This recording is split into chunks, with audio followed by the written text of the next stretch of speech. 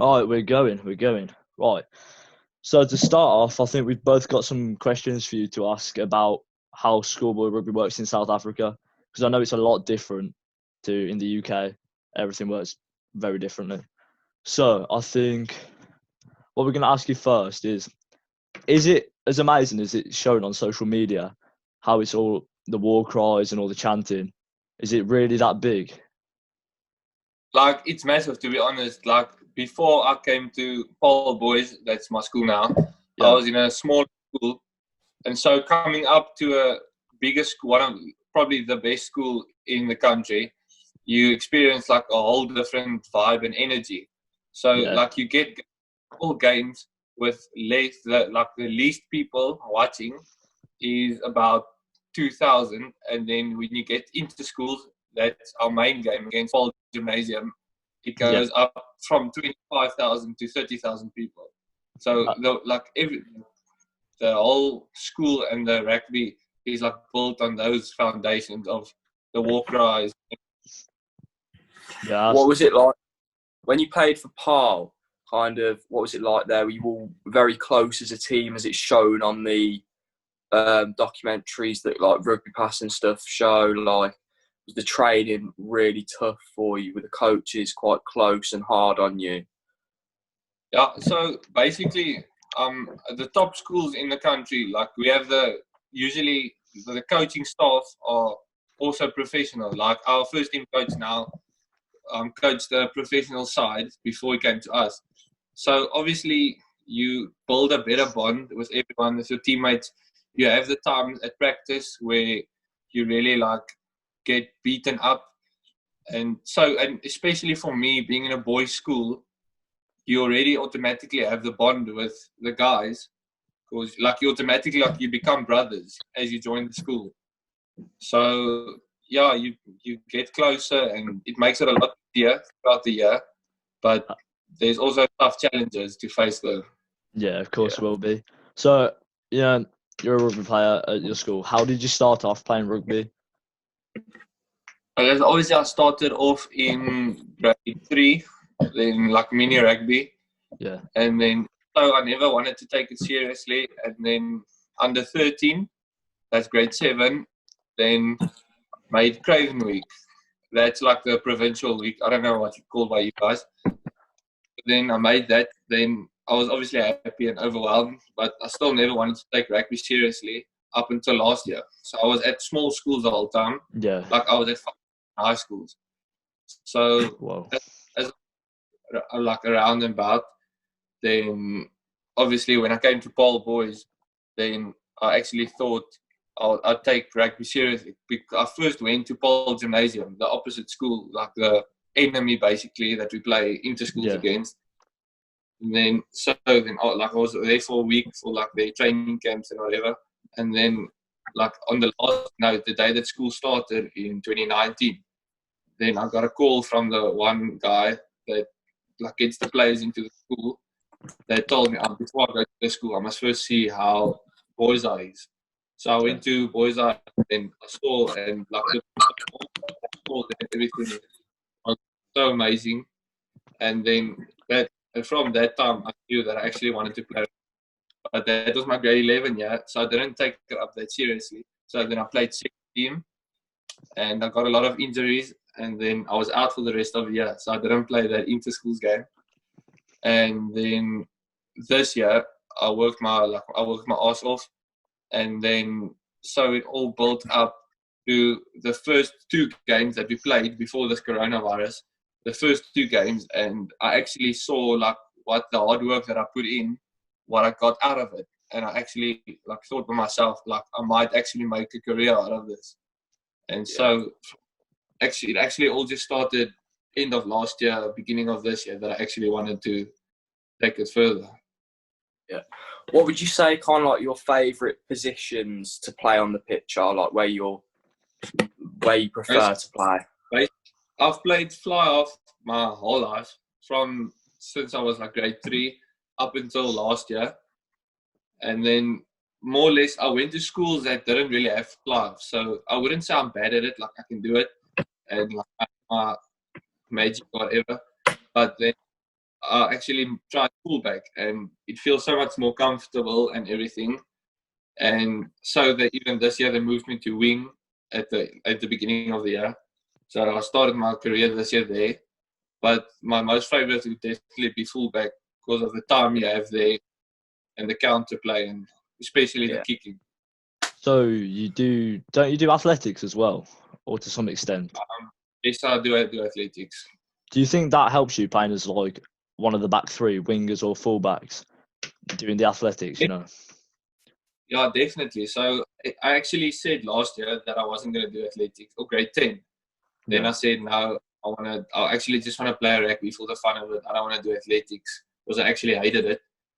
And then, so I came up to this year and we had athletics at the school. So they told me I had to do it because it's actually for inter-house. So I'm in a boarding school. So the different boarding houses run against each other, obviously, to win or whatever. And then so on, I actually did quite well for my first time. And then I spoke to my coaches and whatever, and they all told me like I must do it if I actually want to take rugby seriously. Yeah. Then I should do athletics because it can only benefit you. Of course, Definitely of with course, of course. wise and especially like if you're like in a tough situation in a game, fitness wise as well. Yeah, So definitely, 100% agree with you on that. Who would you say is probably the hardest team you've ever played against, or one of your kind of favourite teams to play against, or schools? So we have 3 matches that are the most important matches of your lifetime. It's against Grey College and Paul Gymnasium.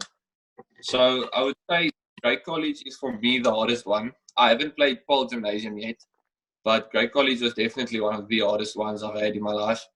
And then Paul Gymnasium, you can't really. It's definitely tough because if you look at the scores, like in the previous 100 years, it's all tight scores, and especially with a crowd of 30,000 people watching, it's gonna be a tough game. Like you're gonna have to put your heart and soul into it, and it's always ends up like being like a last minute win Yeah. or someone. Yeah, you like the game isn't done till 80 minutes is like or 70 minutes is played. So, but those 3 schools are definitely the toughest. So you say 30,000 people watching your games. Now, over here, that's what you get at professional games. It's insane. So, of course, the training is going to be difficult, but do you think the diet as well, do you have to go on a special diet to perform at your best, or do they let you go wild? So basically throughout the year, the school has like they don't put us on diets. Like they watch what we eat. Like at the boarding house, we get like healthy food and all those things. Yeah. And supplement it at the school, everything. But otherwise, you prepare your whole year for that one game, that last game that's called inter schools. But before that game, you have a week. That week before the game, you don't go to school at all if you play first team. And then you prepare that whole week mentally, like you go on a camp, like you just enjoy your like friends around you, your buddies and all that. And so they try to uplift you, like they try to get you away from all the news. And because obviously with that game, there's a lot of like news going around about who's the favorites, who's going to win and all of that. But we try to prepare it like a normal game. Like you don't try to overwhelm the kids. Yeah, I understand that. Would you say with your big crowds, would you say that helps you, or would you say it puts quite a lot of pressure on you to play well? I would say it depends. Just all of So with the big crowds, would you say that helps you a lot, or do you reckon it puts quite a bit of pressure on you to perform well? I wouldn't say a lot of pressure. Like you have the pressure, obviously, it's the most important game of the year. This is like everything to you. Like your whole, basically, from grade 8 up to your final year, you prepare yourself for this one game. Like it's every kid's dream to play for the first team on that game. But you try to cope with it and so on. But on the one side, you have the boys are supporters that are like really cheering you up. And on the other side of the field, then you have the Paul Gymnasium supporters. So basically, there's obviously a couple of, if you're playing, there's a couple of words from the old boys that goes around here and there. Yeah. But it's all gonna like it all comes to an end. You gonna cope with it. Like it's all mental. If you're not gonna have the mental strength, then it's not gonna go good. That's basically that. Of course. So, do you think that there's a lot of competition between? Do you have a B team at all, like a second 15 or? Yes, you have.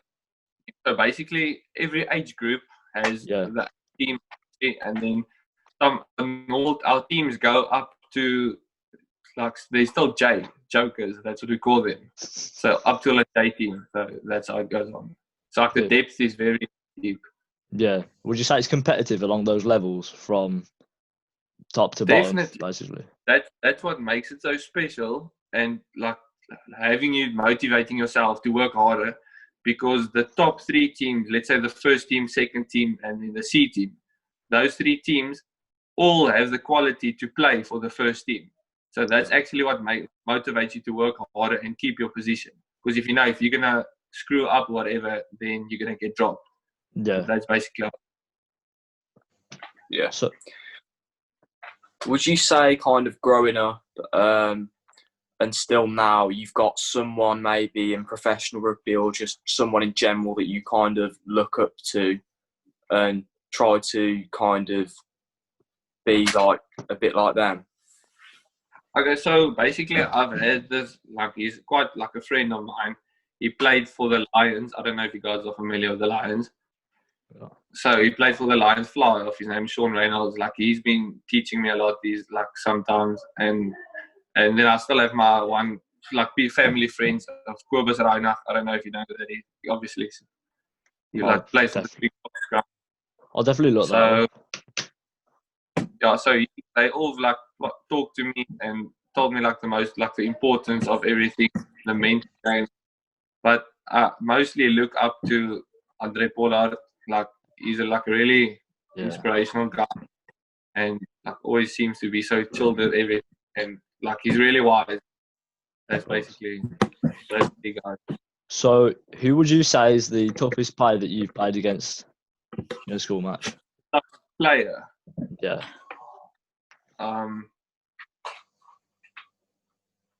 Gee, I would probably. Oh, that's so tough. Like it's really tough to say that, but yeah, everyone's at such a high level. It's hard to separate. But yeah, I don't really like individually. I can't say like this one player that stands out that actually been so tough, because in the schools that we play, the majority of the kids that are in the teams are really good. They're provincial players. Of course. So everyone stands out. It's just a matter of if you have that bit of luck. Like that's basically what it is. If you're gonna have the luck or not. Yeah, I get that. Yeah. So, who would you say you've got the best kind of connection with on your team when you play? Who do you feel comfortable around playing as a fullback? Okay. Basically, we've got 2 props. I would say they're the 2 best props in the country and our age. Yeah. And we have lock too. We have one lock that's really good. He's a year younger than me. This is his grade 11, yeah. So he's really good. Made like EPD as well. And then we have a flank that came from province. Like he's also one hard oak. Like I really feel comfortable playing with him. And our 8th man. Well, basically, I would actually say our whole team, because like something I experienced this year, our team has this like such a special connection that I've never like seen in my life. So basically, we played a game. Our last game we played this year before the virus. Then we against the school's name is Monas, and we've like this year we had a really underrated team because it was like full of juniors and whatever. So then, obviously, there was also news articles going around and saying, "Oh, we're going to lose, and this team is the favourites and whatever." So the build-up to the match was quite hard for us. Yeah. But actually, the connection we had in that match and off the field was so special. We ended up winning the game in the last minute. Yeah. And I would say the whole team, like it's just one special team. So do you get quite a lot of publicity then with the news articles and the papers? Is that quite big around South Africa school rugby? That's the thing, that if you basically in the top 10 schools in the country, Yeah. you like your chances of making it a career is a lot higher than making it if you're in a smaller school, because the publicity you get there, and scouts only, the majority of the scouts only watch the top schools, because Right. like our matches get played on TV and all of those things. Yeah, I've So seen some of them. if you're gonna shine in one of those matches on TV or any match, so of like, yeah, then you're gonna definitely get like publicized or whatever. Do you feel like yeah. you would like to kind of take rugby further and maybe try and become professional or make a career out of it? Definitely.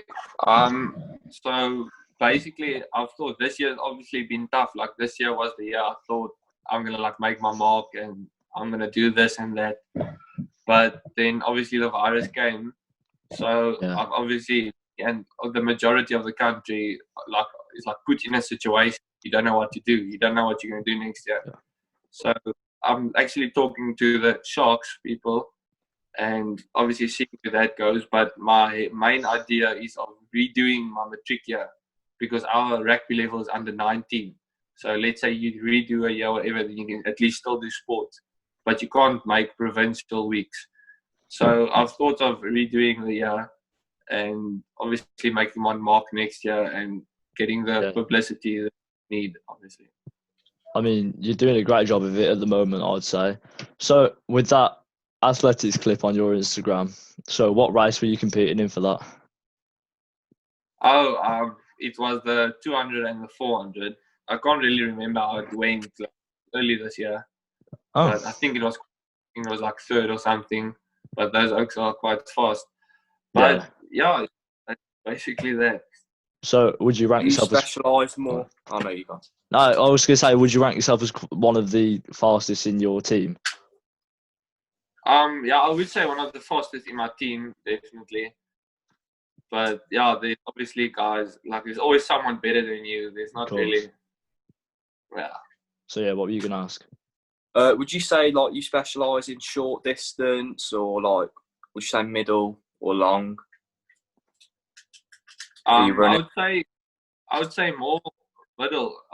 I'm more like I run more like 400. That's my yeah. So do you think stamina is going to be key for a fullback who plays, or do you think there's something else that you could prioritise over it? Yeah, definitely. So because up here, like it really gets hot.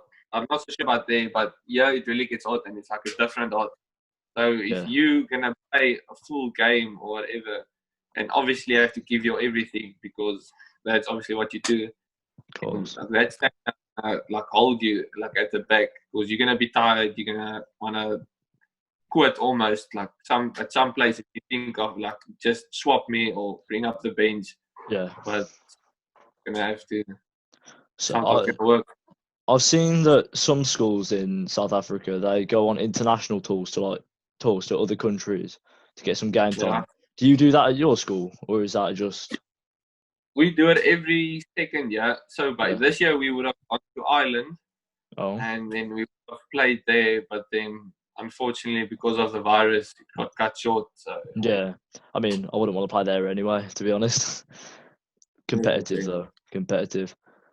So yeah, so I think. Have you got anything that you'd kind of want to say to maybe a younger player coming up through school, or maybe a younger part boy that's coming through? Have you got anything you'd kind of want to say that might help them out or whatever? Yeah, so like definitely, if you're a youngster and obviously you have this dream of playing for your first team or whatever, it doesn't matter where you play now. It doesn't matter if you're under 16B or under 14C. You're never gonna end up the same. So it's all at the end of it. The hard work you're gonna put in is what you're gonna get out. Like I've seen it. I'm experiencing it basically. Like I never worked hard for like the things I wanted in rugby, and then I saw that because my career went on a dip. And as I actually worked hard, like I've never worked before, then you actually see the difference once you in a game. Like it's helped so many times now. But yeah, you just got like if you really want it, then you have to work for it. There's no shortcuts in life. Like your school or like your father or whatever can only like bring you so far. Like at a certain point in time, you're gonna have to work hard for what you want. Otherwise, it isn't gonna work out for you. But yeah, you gotta like believe in your dreams. You should believe that you can do it. Definitely. Yeah. So, with your school rugby, do they prioritise that over schoolwork, or do they tell you to focus on your schoolwork over rugby? So basically, that's the thing that everyone actually asks, because when you look at the top 4 schools like us, the Paul Gymnasium, Grey College, and Paul Roos, like those schools' names are built over rugby. That's what makes the school so famous. So everyone actually says, yeah, rugby comes first, and in some schools they actually say rugby comes first. But like our school tries to find the balance between the rugby and your academics or events that you have. But I would actually say the name of the school is built on rugby. That's what makes the school famous. I mean, if it wasn't for rugby, we wouldn't have known about it right now. So I guess you have a point there. Yeah. I think that's a perfect way to end this recording. I want to see how long we've been recording for. Not got anything else. How long have we been recording for? Let's have a look.